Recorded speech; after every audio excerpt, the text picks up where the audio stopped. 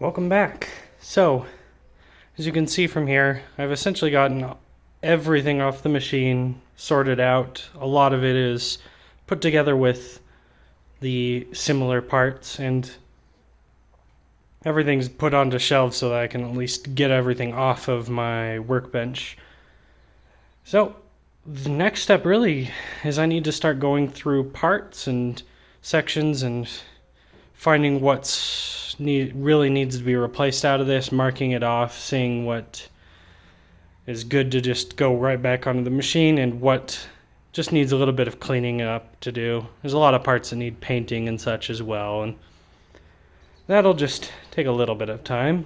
But yeah, really it's more of inventory and manage everything now, and then I can start getting everything restored and put back together. Up top here I have mostly just components and various nuts and bolts that go onto the apron or onto the other components on there. Like I have some of the gibs, I have some of the handles. Most of this is good.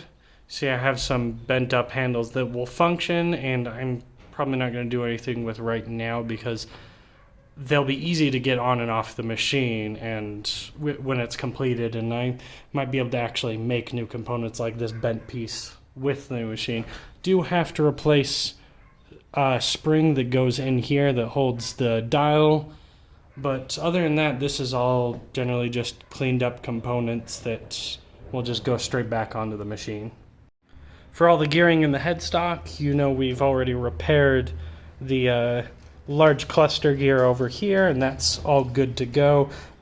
Most of these bearings on here are actually really good. I saw one or two bearings inside the headstock itself, just small needle roller bearings that they don't really move that well, and those will need to be replaced, but that shouldn't be too hard. I did also have one of the bushings here. It actually rides up inside of this gap here on this piece and helps you push it back and forth to select the high and low speed, and that is just really worn out. It's kind of chunky, and as you can see, it actually was stuck in one place for a long time, and it wore just a nice big gouge in there. So I'm going to need to find where to get a bushing like this. It's actually a hardened steel bushing, so it should be just a standard size, hopefully, to get that off, but that's the only major piece in this area that needs to be replaced. I got some of these pins like I had to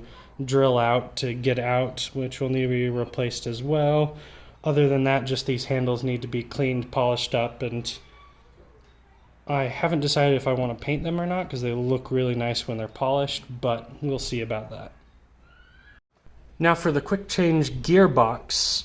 Mostly the same, all really good condition. I've already started the cleanup on some of these parts, and some of these needle bearings just are seized up and will need to be replaced, but in general it's all really good condition there. It's just pretty grimy and dirty, so yeah. And at the bottom here we've got some of the hand wheels, large bolts and everything that go for the apron. There's the half nut over here, and there's one of the engagement levers here that's got a broken ball end off of it. Other than that, like this being broken, which it'll function, it'll be easy enough to replace. I think all of this can go straight back onto the machine. I do have a couple of these pieces, like this needs to be rebrazed. There's this back piece here is actually damaged and will pop out, and I can see that it was brazed before. Might end up just trying when I've got some time getting that replaced, but that also just goes on the end of the machine on the front. Really easy to pull off and replace once I've got a new component made. Just something to start off that's working and intact will be my primary goal there. And as for this, just a couple of these big components. We've got the 4-jaw chuck, which mostly is already cleaned up. It's really dirty looking right now because I greased everything back when I pulled it off of the machine so that it wouldn't get any more rust on it. It has taken a good few day rinse through the evaporust, so it's basically cleaned out and ready to go. If I stick these jaws in here, you can see that they actually move pretty smoothly, other than all of the grease that's built up on it from when I sprayed them down with just white lithium grease to keep them from rusting over the months. Again, we've got a few large components down here, the back plate for the chuck, some of the not ball screws, the Acme threads for the forejaw, and some of the gearing. Just dirty, everything's in good condition. And we have the components up here, which are some of the taper attachment components and the cross slide, and all that's basically good. It's, like I said, just a bit dirty. That's not rust, that's actually just some dirt that fell on where I had it stored before, and that's why I moved it up onto the shelf. But yeah, all those components are pretty good. Just cleaning off paint off of some of them and getting them ready to put back onto the machine, because those are all good. Now for the tailstock and the screws, the lead screw, and these are all in relatively good shape. All the threads look good. It is just pretty rusty because it's a hard piece to get the rust off of. It's not going to be much problem cleaning that up. I do need to get something in here, spin around on the inside, get the inside of this bore cleaned out because it is really badly rusted. Other than that, this is pretty good shape, so I think it's not going to have really problems there either. And of course, the last but most important part is our headstock and our ways. Like I was showing before, I can't really get this out of here, but doing some testing, I think there's a little bit of dirt that's gotten into the bearing on this, but it doesn't sound like it's been running with dirt in it. So there's some smooth parts, some parts where I can feel that grinding in there. I'm going to wash out really well and make sure that that bearing in there is good. I know the bearing on the back of the headstock, or the main spindle bearing, is actually good as well. I was able to pull that off and check it. And then, like I said, there is one needle bearing. If I actually move over, this needle bearing right in here is kind of seized up, and so that shouldn't be too hard to get some shaft through here, push it out, and get a new one put in place. And needle bearings, yeah, even in that side, are a bit cheap. This is actually the one selector that I showed you the bushing that was damaged and worn on. So, but yeah, it's in good shape.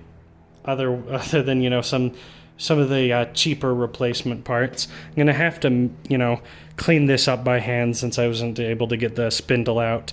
Run something down the center to clean up some of the rust and whatnot that's stuck down into the inside of there. As for the ways, there's a lot of surface damage on this side. As we were showing before, plenty of people were definitely dropped things on this end, but it's mostly actually in really good condition as far as how level it is. But I'll show you one second. So you can see it actually from here.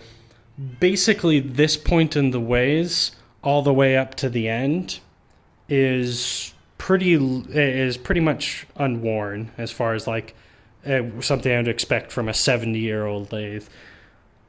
And including that, there's not really a lot of wear in the ways itself elsewhere. I'm actually going to move this again really quick, give you a wide view. So, looking over here, there is a slight dip over here and a slight dip right in this area right here. And so it looks like this was generally used, at least later in its life, for a lot of repetitive work out in this area. And so there was a section of worn area right here. And that's actually where the apron was originally kind of seized down with some rust when I got this. Just right in this area here. So it looks like there's a large section of it that is mostly evenly worn.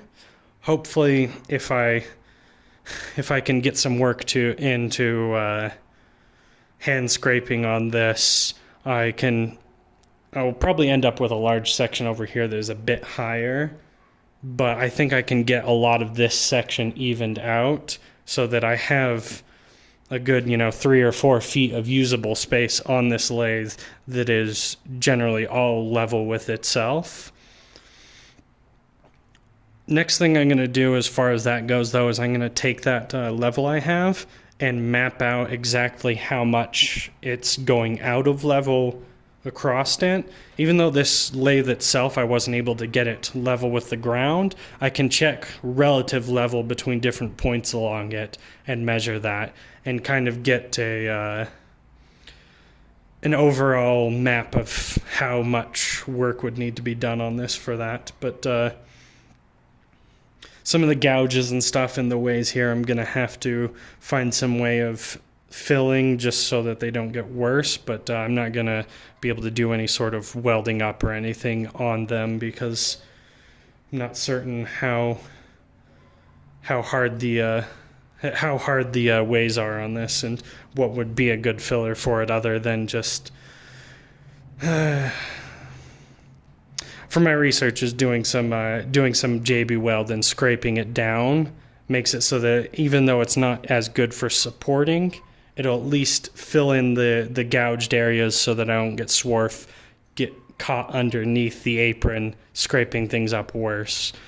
And that's about the best I can hope for with a lot of this. Like, be a bit too much to have this whole bed reground, so that's what I'm looking at for there. But yeah, most of the parts over here I've actually gotten completely put into CAD other than our headstock gearing up here, but everything on this shelf, these shelves, and everything up top here is actually already modeled. So I do have a handful of parts that weren't on the shelves here that are actually down in my office ready to be modeled, and then I just need to get all of the headstock parts done, and that'll actually be an entire 3D model for the entire machine. So that's progressing well, and that's, I would say, the only thing that's kind of making the project drag on a little bit longer is because I still do want to make sure I've gotten everything done for that as accurate as I can. And yeah, but that's really the updates that I wanted to get handled for this, and hopefully you'll see some more progress on this soon. Thanks for watching.